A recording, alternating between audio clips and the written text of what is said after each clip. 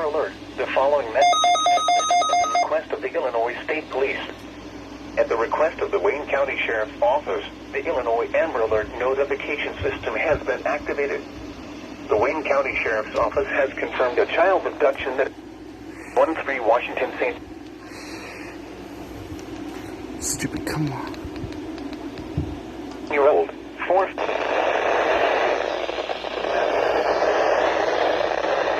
Elsewhere in the Vesta tonight, mostly cloudy. At giving us a relative hint. Allie was taken from the residence by Teresa A.